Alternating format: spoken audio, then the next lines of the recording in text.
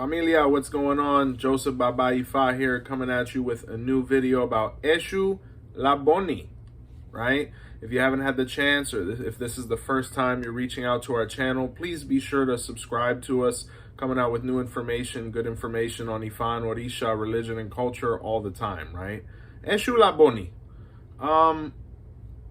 When we talk about Eshu Laboni, when we look at his name, whenever we see La, it could be referring to an owner position, he who presents himself or arrives, or in La could also mean big, right, or great. Bo could be referring to a sacrifice, like an ebo, right? There's also the act of hearing as well. I'll never forget one time I was with my teacher and I repeated myself and she was like, Motibo, which means I hear you, right? And I was sure never to repeat myself again because, man, she has some good ears, right? And ni can mean of or within, right? So when we look at these various combinations, Laboni can mean he who comes with the ebo, right? Or he who comes with sacrifice, or to whom we go when we want to sacrifice, right? Alaboni means, you could even say, he who owns the sacrifice that is being made, right? We have the present, we have that, owner. So when we're talking about it as well, one of my favorite translations of Laboni is he who hears within, right? And it's interesting because when we look at the way Eshu Laboni is confectioned, it's within a clay pot or a clay plate, right? Within is all his ingredients, as opposed to the others who are either in a shell or a plate. Not a plate, a shell or a head, right? And when we look at the aspect of him being heard, it's interesting because this Eshu was really known as a talkative Eshu. And when we look at the Odu, one of the Odus where he manifests, it's Otura Bara, right? And in Otura Bara, it speaks of a story where Oshun and Obadala were married.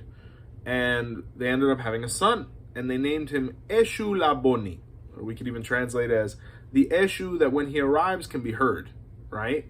And Eshu Laboni, as a young child, basically, was born talking, right?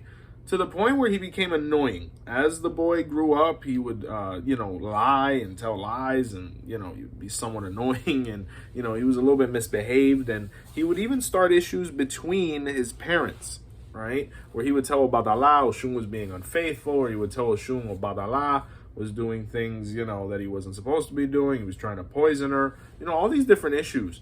And ironically, the one who became impatient with him first was Oshun, where Eshu Laboni is actually identified as Oshun's Eshu, right? Because it has so much to do with the river, and as we end this story, you're going to realize why. So she told Obadala, please go kill our son, right? Oh, that's horrible. And, Badala, realizing that, this kid was just out of control and he was causing more issues than joy, it was like, yeah, I'm going to have to off him, right? So he grabbed Eshu Laboni and he started basically taking him to the river where, said act was going to occur. And Eshu Laboni started, trying to convince him not to kill him. Like, hey, I can solve said issue. I can fix said issue. You don't want to kill me, dad, And, Badala got so annoyed and was so tired of his blabbering that he basically said, the hell with you. And he threw Eshu through the air, and Eshu fell face first on the riverbanks. Badala was trying to throw him in the river so he would drown. A little bit gruesome. But when Eshu fell, his face became flat. And that's where he gets his present form right now. That's why Eshu Laboni has a flat face, because when they killed Eshu Laboni, he fell face flat, But that's why he's associated with the river, because till this day, where he resides is on the river banks. And there's also a story that, from Eshu Laboni's remains is when the Iking palms were born, or that's where they were born from. And if you look at Otura Bara, it's interesting because it speaks of the birth of Eshu Laboni, but at the same time, it's also where the Iking Ojumering was born, or of the four eyes were born, and that's why they're so sacred within Ifa. There's other Odus that speak of this as well, such as Idisa. But within the Afro-Cuban, it speaks of it here. And Eshu Laboni ultimately created was the organic material that helped those things grow. From him, Ifa grew. So that's why you even can look at the translation of he who carries the sacrifice within, or things within. It speaks of that because within Eshu Laboni was that spirituality of Ifa, and unfortunately he had to pass away the way he did for it to be able to grow out of him, right? So it's an Eshu that has a lot to do with Oshun, or Badala, or Rumila, the practice of Ifa, the riverbanks, things like that. So that's the first story. And if we look at these characteristics, Ifa says that the owner of this Eshu has to be very careful with the way they express themselves, make sure they avoid gossip, make sure they avoid displeasing their parents, make sure they avoid, accidents and things like that. And when I say avoid, these are all the things that that this Eshu protects against as well. That's why we have them, so that we don't go through the negative experiences that they did, right? So it speaks of all those things, and also being careful with people gossiping about the owner, issues with the parents, etc. So that's the first aspect. Another Odu that speaks of Eshu Laboni is Ofunabe, or Ofunara, right? One of the gestures that's done when that sign is revealed. And, as far as stories and whatnot, there's some literature there, but it really just speaks about one of the signs where he manifested. And ironically, Eshu Laboni, anybody who has him really has to decide whether they want to proceed into priesthood or not, because Eshu Laboni was identified as one of the first people in our mythology to ever consecrate Orisha or become an Olorisha, right? And we see this in the Odu of Otura Obara as well. And, a big thing that motivated Eshu Laboni to consecrate Orisha was because he was sick. He didn't have good health, especially when it came to his stomach, where people who have this, Eshu have to be very careful that they don't end up consecrating Orisha for health, right? Definitely want to attend to him. People with this Eshu have a natural calling to this faith, and they may end up becoming priests. I actually have a godson who has Eshu Laboni, who crowned Obadala as well, and it's kind of a recurrent theme I've noticed with people who receive this Eshu. So he ended up consecrating Orisha.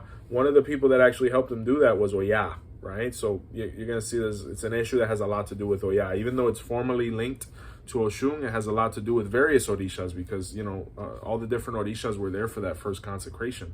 So it speaks of that. The person has to be careful with their health. Specifically what they eat. Once again, he who carries the ebo within, we have to be very careful what we fill ourselves with and put inside of our body, because once it's in, we can't get rid of it. Kind of like Eshu Laboni. Once we put the ingredients in and we cement them, there's nothing, we're not getting them out.